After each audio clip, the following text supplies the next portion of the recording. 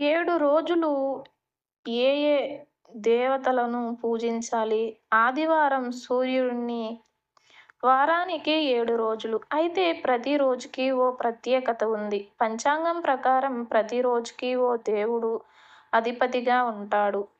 ఆ రోజున ఆ దేవుడికి పూజ చేసుకుంటే కార్యసిద్ధి చేకూరుతుంది. దైవానుగ్రహం లభిస్తుంది.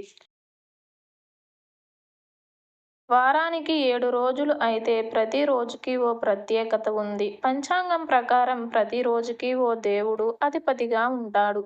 ఆ రోజున ఆ దేవునికి పూజ చేసుకుంటే కార్యసిద్ధి చేకూరుతుంది. దైవానుగ్రహం లభిస్తుంది. ఏ ఏ రోజున ఏ దేవునికి ఏ పూజ చేయాలో చూద్దాం.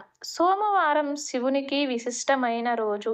ఆ రోజున నీలకంఠేశ్వరునికి పూజించాలి. శివునికి సోమవారం పూట పాలు, బియ్యం, పంచదారతో చేసిన ఆహార పదార్థాలను నైవేద్యంగా సమర్పించాలి. పూజ చేయడం ద్వారా సర్వేశ్వరుని అనుగ్రహం పొందవచ్చు అంటున్నారు. ఇక మంగళవారం పూట హనుమంతుణ్ణి పూజించాలి. దుర్గాదేవిని కూడా పూజించవచ్చు. మంగళవారం పూట వ్రతమాచరించి రాహుకాలంలో దుర్గాదేవికి నిమ్మకాయతో దీపం వెలిగించండి. ద్వ దీపం వెలిగించడం ద్వారా అనుకున్న కార్యాలు దిగ్విజయంగా పూర్తవుతాయి. బుధవారం పూట వినాయకునికి పూజించాలి. విఘ్నేశ్వరుడికి గరిక సమర్పించి పూజించడం ద్వారా కోరిన కోరికలు నెరవేరుతాయి. గురువారం విష్ణు భగవానుణ్ణి, సాయిబాబాను, లక్ష్మీదేవి, రాఘవేంద్ర స్వామిని పూజించడం శుభ ఫలితాలను ఇస్తుంది. ఇంకా దక్షిణామూర్తి గురు భగవానుణ్ణి పూజిస్తే దోషాలు తొలగిపోతాయి.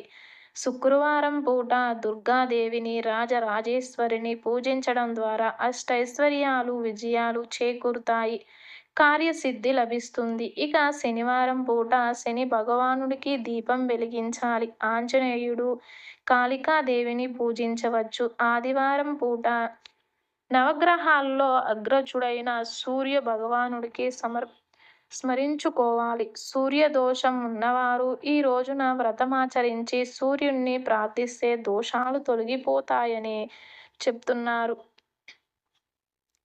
ఈ వీడియో కనుక మీకు నచ్చినట్లయితే లైక్ చేసి షేర్ చేయండి. నా ఛానల్ని ఎవరైనా సబ్స్క్రైబ్ చేసుకొని వాళ్ళు ఉంటే ఇంకా మరిన్ని వీడియోస్ కోసం ప్లీజ్ ఛానల్ని సబ్స్క్రైబ్ చేసుకోండి. వీడియోకి లైక్ చేయడం మాత్రం మర్చిపోకండి. వీడియోని స్కిప్ చేయకుండా చివరి వరకు చూసి